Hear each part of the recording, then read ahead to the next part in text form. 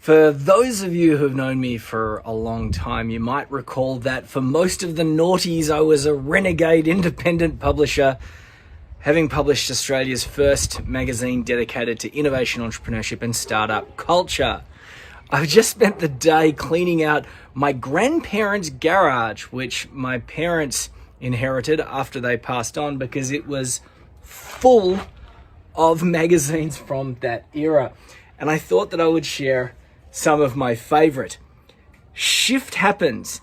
This was one of my favorites because apparently there's a bunch of people out there that could not see the F because they have a certain type of color blindness. Ha! Shift Happens. They couldn't see the F because it was red. Caused all sorts of problems for news agency owners.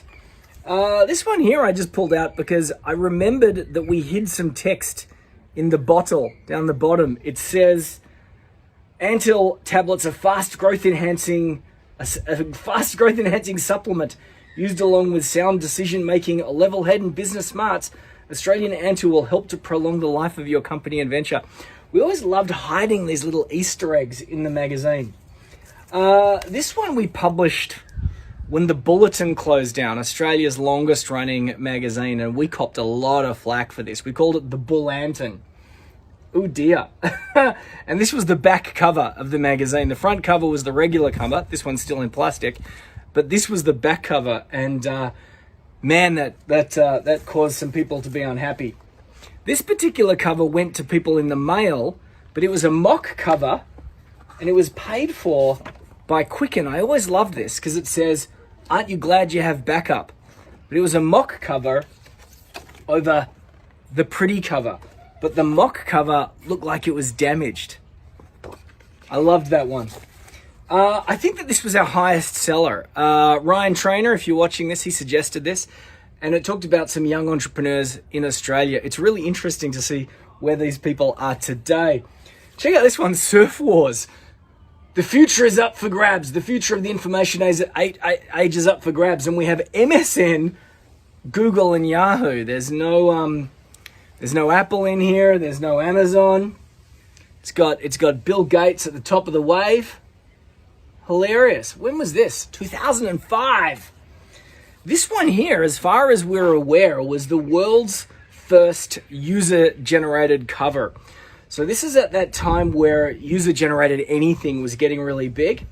So we used 99 designs to design the cover, and then we had readers vote on the cover.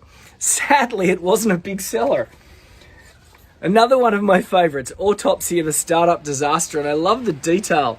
Waning spark in the belly, check writer's cramp, blind optimism, hip pocket hole, ideas bypass, worn out wishbone. They're all the problems from this autopsy of a startup disaster. Wireless Nation. This year was 2004. Imagine a world where everything was wireless. Can you even believe it? And the hands on the cover were my editor Paul Ryan's hands, and everyone in the office put their hands. We had a hand audition, and Paul's hands were the most manly and professional hands, so he won. And my final favorite is how to spy on your competition without getting caught. And I like this because there's a hole in the cover. Can you see this? There's a hole in the cover. How to spy on your competition without getting caught. But the cover, there's a hole, and it looks like, how we see it looks like that, and there's a hole in the cover. But what I really liked about this, and it was a good seller, the headline was good, and we had some fun cutting a hole in the front cover, is that the keyhole shape, we had a subscription offer printed on the back so that when they cut out the hole, we could put the hole in the magazine as a subscription offer. I was pretty happy with that idea at the time because it was environmentally sound and commercially clever.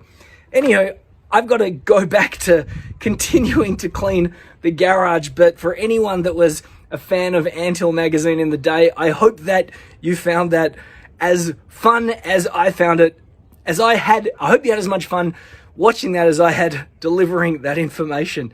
A trip down memory lane. Bye for now.